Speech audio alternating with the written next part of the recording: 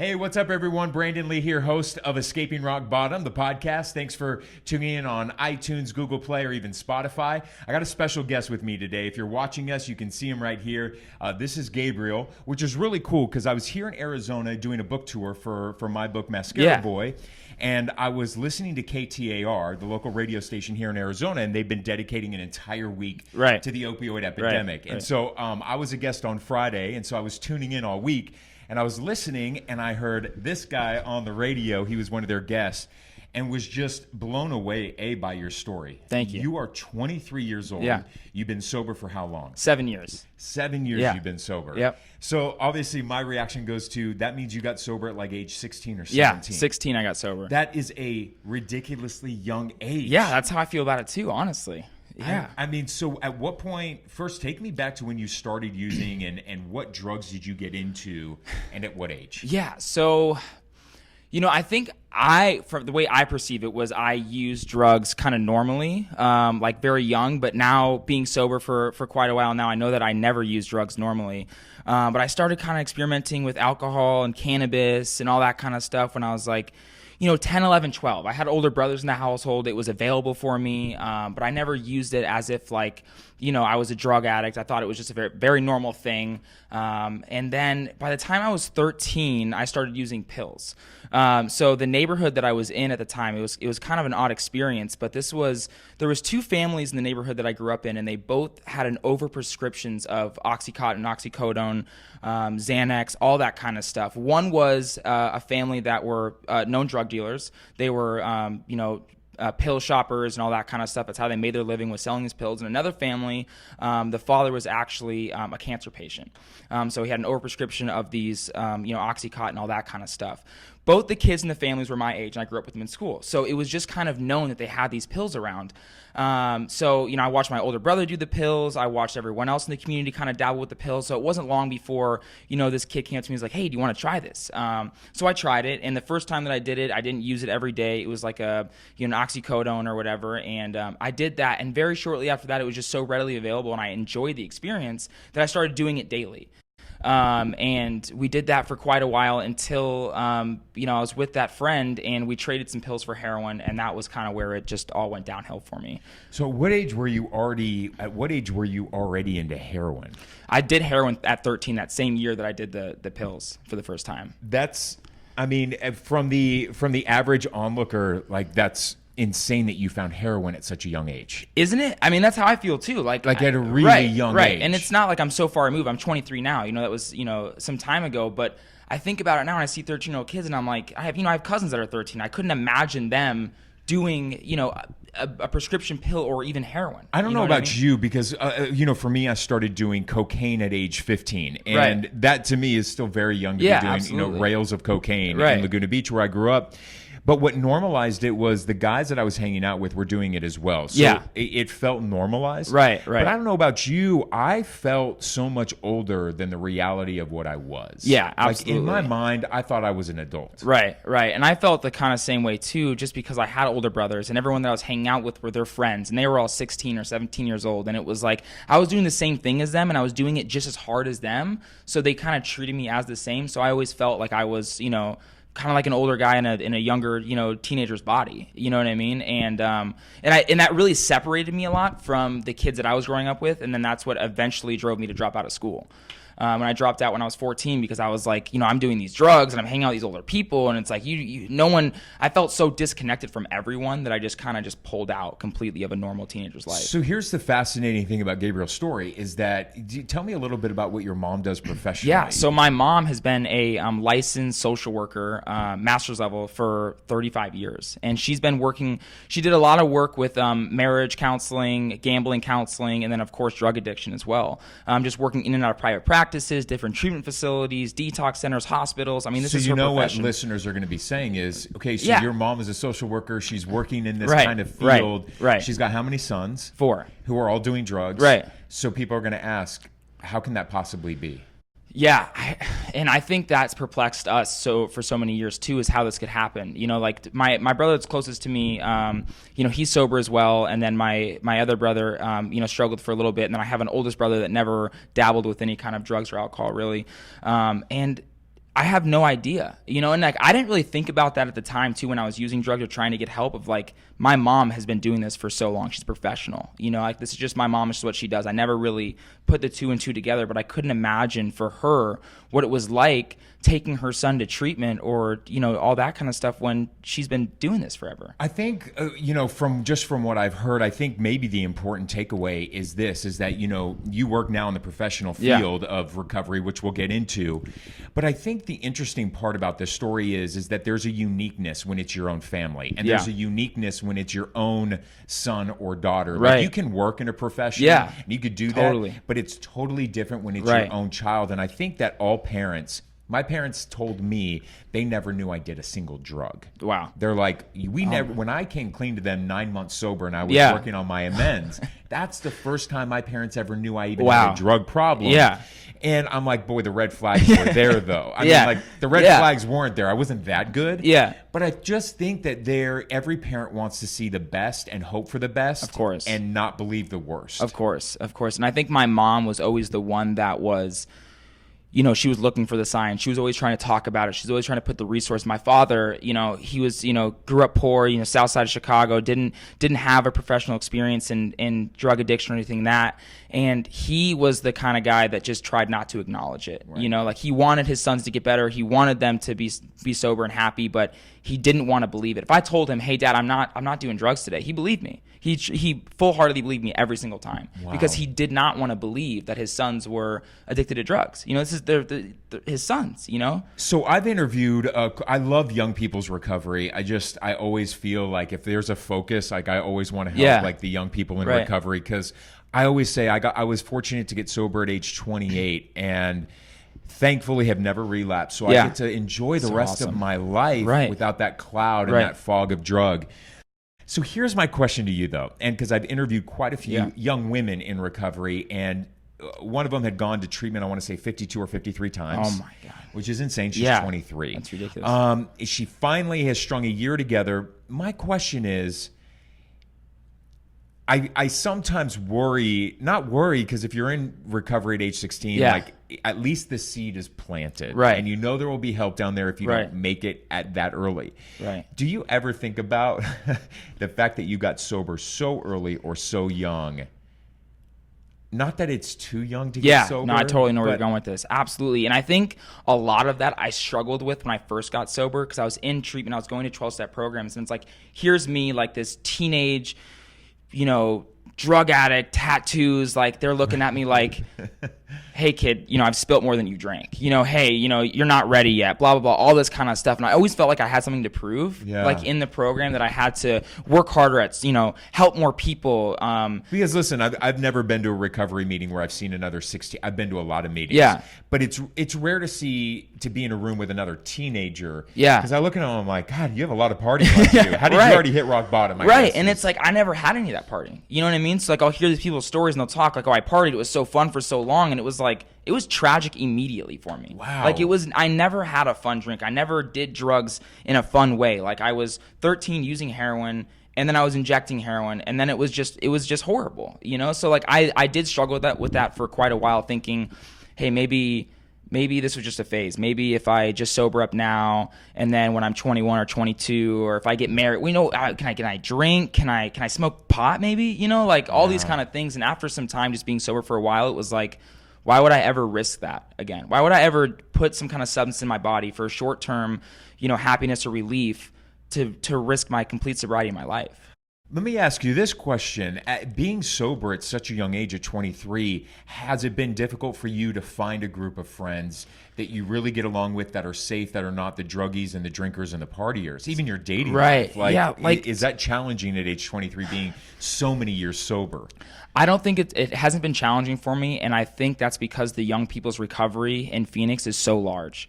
It's so large, and a lot of the cats that are my friends maybe only have 1 or 2 years sober and got sober at 20 years old. And like obviously my friend group, it changes a lot. Like my closest friends are people that are drug addicts, and a lot of them unfortunately don't make it.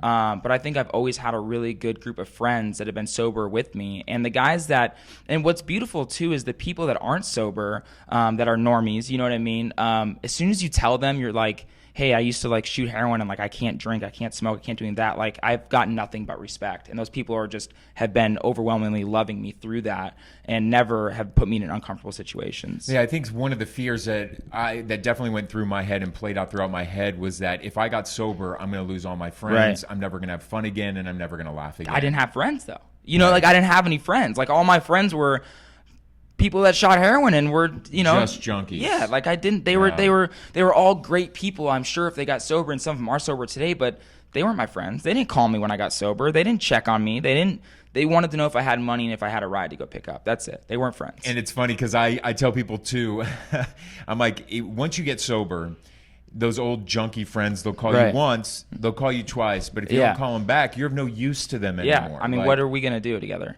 That's the whole point. Then I always tell my sponsees, I'm like, naturally, you're going to shed 95% of the people in your life. The other ones, it's going to be like mourning the loss. It's like mourning the loss of a loved one that passes, mourning some of those friendships. But it took me 5 years in my recovery to get rid of. I was holding on like white knuckling with a group of friends that I just didn't want to let go. Well, they were all drugging, right? And like I even held one of them in my arms. I had 3 years sober, and he was overdosing on GHB. Yeah.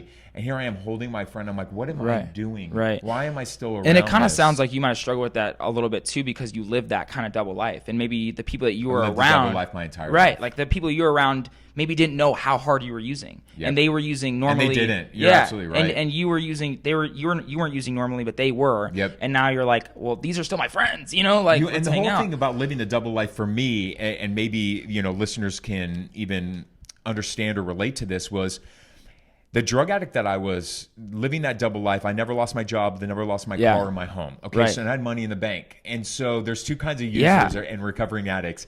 And one guy in the CMA rooms told me, he's like, listen, bro. He goes like, I was sent here by the courts. Because I went to prison. I was sent here by the courts. I had no home, no nothing. And this was my last hope.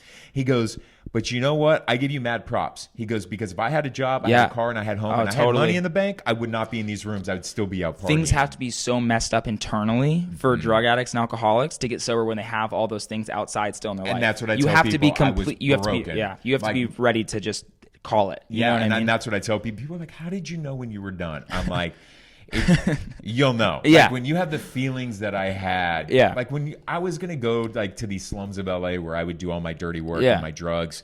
There was one time I was sitting in the parking lot, like I saw the drug house that I was about to go into, and I was just sitting in the parking lot crying. I'm like, I don't want this. You don't want to do it. I don't want to do it. Yeah. And the zombie that I was in that state, what did I do? I got out my pipe, got high, and I walked in. Yeah, me and my brother used to talk about that all the time. We'd get out of detox or treatment, and we would be like at my mom's house and being like, we're not going to get high today. Like, we're going to get sober. We're going to be okay. And then all of a sudden, we're walking down the street, we got $20 in our hand, and we're screaming to the sky, we're going to stay sober. We're not going to get high. And like all of a sudden, I'm handing $20 to this dude that's giving me heroin, you know? And I'm like, I don't want to do this. And that's what I describe to people as that unmanageability. Yeah. Like where you want to stop something and you've done everything possible to stop on your own and you can't. And I think that's why the stigma is so high, is because people don't understand that. And 100%. if you haven't been through that or haven't witnessed that, you look at these people and you're like, well, just don't.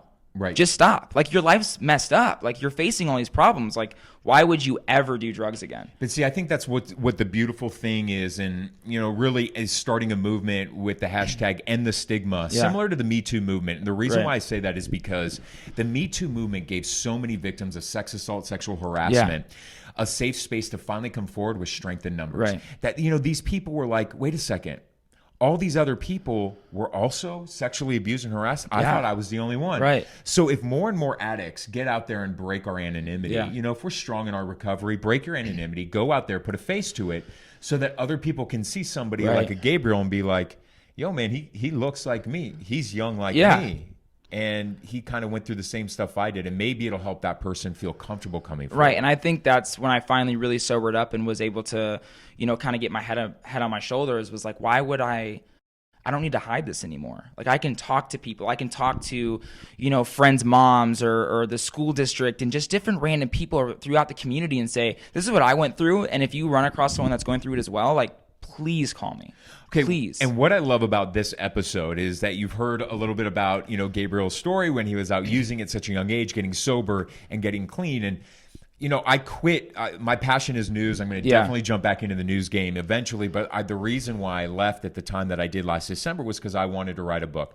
There was something burning inside of me that I knew that this was a project I had to do. On that, like, my higher power was just pulling me. Like, right. you got to do this now. Like, there's a crisis going on. You got to write this book. You got to get out there and speak about it. Right. And so, what I say that leading into you is that sobriety has put me on this different trajectory in my life. Right? Clear, sober mind. I now realize what God's purpose is for me. And it's interesting now because we're obviously here at Purpose Healing Center. Yeah. How has recovery trajected your life in a different path? So when I sobered up, like I said, I was 16. I dropped out of school when I was 14 years old. So I had no high school credits. I had no formal education.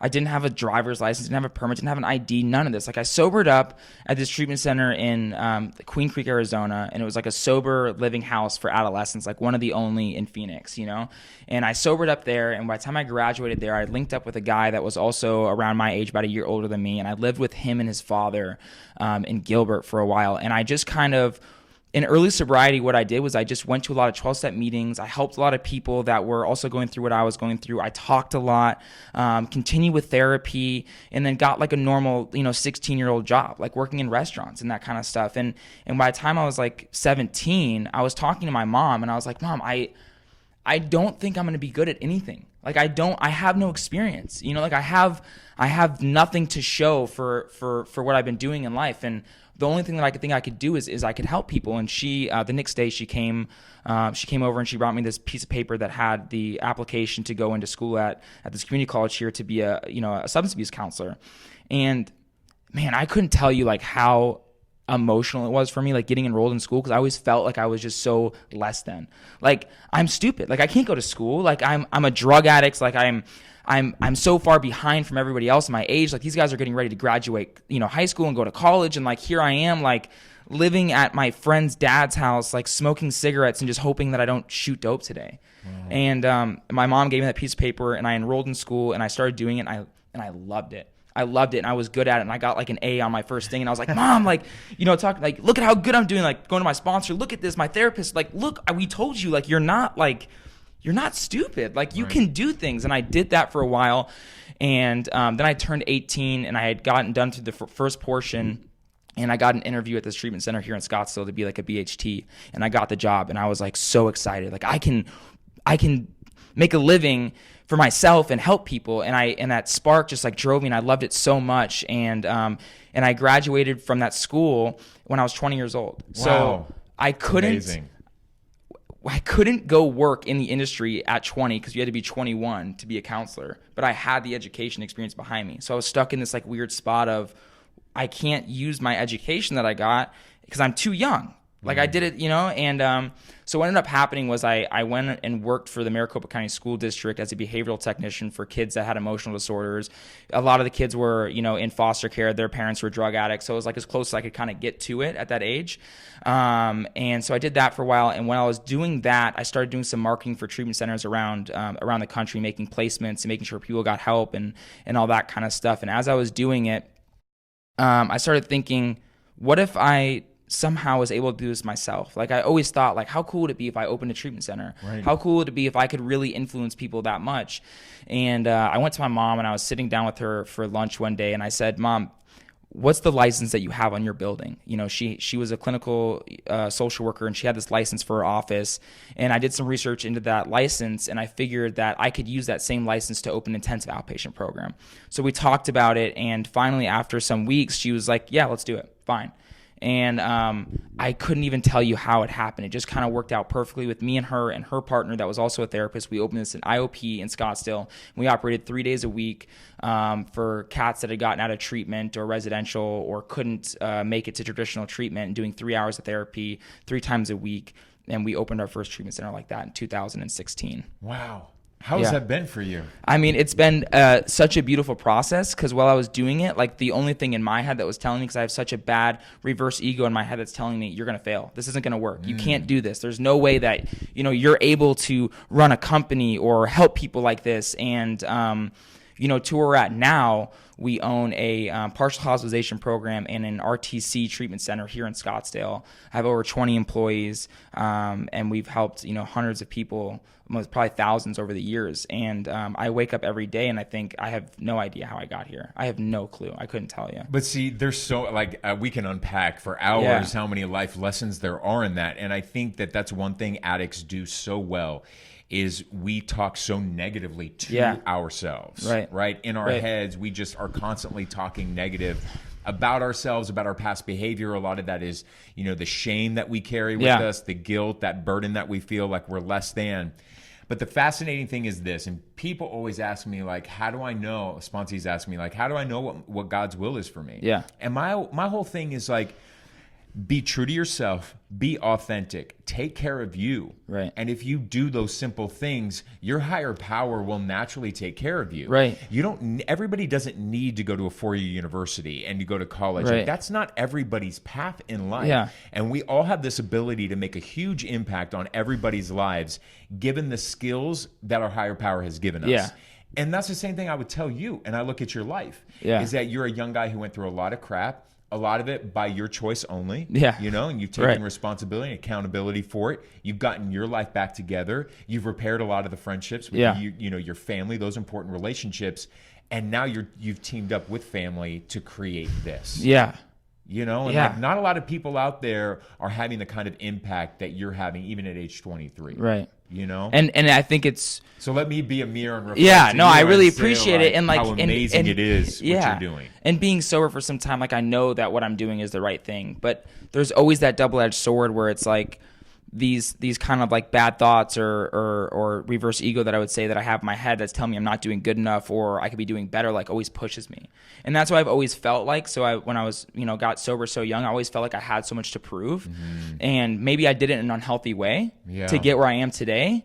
But I'm so grateful that I had that, because I always felt like I had so much to prove. And I always felt like I had to, show people how great I can be, or how a dropout from high school and a junkie can be something in this world, So I was reading a lot of the comments after your segment aired on KTAR. And certainly I was flooded even with comments and messages, on mine. And a lot of the comments I was getting this week, a lot of them are parents, son or daughter is out there still actively using. Right. And they don't know what to do. So now that you're an expert, you have, your healing center. What's the hardest and most challenging part, or what would you say to that parent who does have a son or a daughter who is actively using? So when we get those phone calls and we're talking to the mom, the dad, the spouse, the girlfriend, the boyfriend, or whatever it may be, I try and get some kind of background of like what's going on. How severe is the use? Has he reached out for help before? And after I get some of that information, I kind of shift my focus to the parent or the spouse that's calling, and I'm asking them, well, what are you doing to help? Mm-hmm. Are they living in your house? Are they using your money to use drugs? And the only reason I'm doing this is I'm looking for some kind of leverage that they can use. And unfortunately, sometimes we have to do this for an intervention. Right. Is looking for some kind of leverage we can use against them to propel them into treatment. And propelling them into treatment, what I like to say is sometimes we create these boundaries to make somebody hit their rock bottom faster. It's like, we're going to help you and we're going to accelerate this for you to hit your rock bottom so that you are desperate enough to get help. And it's so hard to tell that to a mom that has a 20-year-old son that's, IV using heroin, living in her house, and all she's thinking about, well, if I kick him out, he's going to go, into this bad neighborhood with these bad people, and I'll never see him again. I'm like, unfortunately, that might be true. But what's worth the risk here? Because if we can get him out there and kind of have him face some of these bad repercussions that are happening, maybe he'll reach out to us and get some help. And I've heard this, and I need to do a little bit more research, but I've heard that the most young adults who die from overdoses, young adults, like kids and young adults, end up overdosing in their own family's home. It's horrible, and it's true. Right, because a majority of parents, right, as you just said, no, you can stay here and use. Like, I don't want you out there and using, but it ends up being that they end up walking into their child's room and find them and I dead. Can't tell you how many friends that I've had that happen to. And most of them pass away in their families' homes. And the guilt that their families have to go through after that, obviously it's not their fault. You know, Right. we can't put this on them. Oh, you know, you let him stay there and gave him money, like you're the reason he died. That's just not true. Right. But they have to go through that for the rest of their life, and it is such a hard process with grief, especially when it's a son or a spouse that was, you know, passed away from drug addiction. Okay, so another big question that I often get is, you know, when it comes to treatment centers can be super expensive, you know, even inpatient or even outpatient. How do you kind of guide people people through that? Because there are hugely wide spectrums, right? Some insurance companies are better than others. Right. Some parents, their kids aren't on insurance. Maybe they're 27. I don't know. How do you kind of navigate even through that process? So like my big focus is here in Arizona, and then also a big focus of mine is in Chicago. I have some people that work for me in Chicago that do some marketing and outreach and all that kind of stuff. But especially here in Arizona, if you call somebody that knows resources and works in the industry, regardless of finances, insurance, you know, statute, anything like that, you will be able to find help. You will be able to find a bed to go into detox or residential treatment. Like, no doubt about it. It might take a little bit of time to get there, but you will find help. The big thing that I'm really grateful that we're, you know, a small family-owned, you know, business and treatment center is that we're able to, you know, give scholarships to people, and people that actually are willing to do the work and get help. Our door is wide open. I've never turned anybody away for treatment ever if they were willing to do the work. But there are many places here in Arizona that do accept state insurance and scholarships and all that kind of stuff, but you have to be willing, and it's hard, and it's a big thing that I fight for, because these facilities that do accept the, you know, the state insurance, they have waiting lists. And I tell these families sometimes, I say, if he's really willing to get help, he's going to have to go to that door, and he might have to wait for 5 days, and he might have to go there every single day at 9 a.m. But if he's willing and he wants to get help, they will let him in. Yeah, and that is a powerful message. I always tell people, when there's a will, there's a way. And when you call a treatment center, you talk to a Gabriel, like, nobody's ever going to turn you away, or they'll at least connect you with somebody else. Like, even my best girlfriend, Hannah, who is a treatment placement specialist, you know, a majority of the time she's like, I couldn't place him into one of my facilities. But what I did is I called another friend of mine who runs other facilities, and they had beds available. So it's a network. It's a constant network of people in the recovery world. We know a lot of people. Yeah, totally. And we all have connections. Right. And at the end of the day, if we see that addict is really ready and really willing to do the work and says, I've got a problem, I need help, there's help out there. I'll go to hell with them. You know, like I will go down there with them to bring them back if they're really serious about it. And all the people that I work with in the industry that do the outreach and the community outreach, they're all sober. They've all been through this thing. Like, if you come to us and you tell us you want help, we're going to be by your side the entire time, because that's what someone did for us. It's impressive. And just to kind of sum up, life today is, like I said, I wake up every day and I have no idea how I got here. I have no clue. And it's like, it's emotional, you know, like, it's super emotional, especially like I walked in, like, just before we got here, Brandon walked in and my mom was here, and she came out of her office because she didn't know that he was coming here, and she thought that maybe this was an intake. I'm like, you know, damn, do I look that bad right now? Do I look that strung out? Just because we were carrying the bags and she sprung up like, hey, we're gonna do this together. Right. Like, and I can't tell you how many times and how many days a week me and her are sitting at a desk talking to a young man or somebody that's asking for help, and we're coaching them through it, and we're doing the intake paperwork, and she's doing the therapy, and I'm like, hey man, it's gonna get better. Like, I know you feel really bad right now, but like, I've been there and I love you. And it's like, that's like what my life is today. Is like, me and my mom were helping people. It's amazing. And it is absurd. Like, it's absolutely absurd to me that this is what I get to do with my life. And I love it. I love it so much. I love it that you've been able to save your life. I mean, I'm telling you, when I heard you on the radio on Monday, I even told my best girlfriend in recovery, Hannah, I was like, yo, this kid's going to make a difference. Like, this kid is legit. He's got a great story to tell. And like, just your presence and the way you speak about it, you're going to have such an amazing impact on so many people. And I just hope that going on the radio and talking, or even doing this with you, will show people that when people get sober, and they can do so many horrible things when they get sober, they are the most beautiful, great people in this world. I mean, they will do anything to help anybody, because we've been so alone before. Yes. And there's thousands of people just like me and you that are out there doing that right now. Like, as we're sitting here right now, they're sitting down, they're trying to help them get into treatment, they're helping them, they're saving their lives. Yep. So many people just like us. It's awesome, man. I gotta give you a hug. An incredible guy. And so it's Purpose Healing Center. And what we're actually going to do by the time this podcast airs, you can go to my resources page on escapingrockbottom.com. Gabriel's, all of his information is going to be on there. If you have any questions about resources, or perhaps your son and daughter here in Arizona is looking for treatment, go to my resources page. You'll find all of his contact information out there. Reach out to him and see what we can do to help save some lives. As always, thanks for tuning in for this edition of Escaping Rock Bottom. We'll see you back here next week.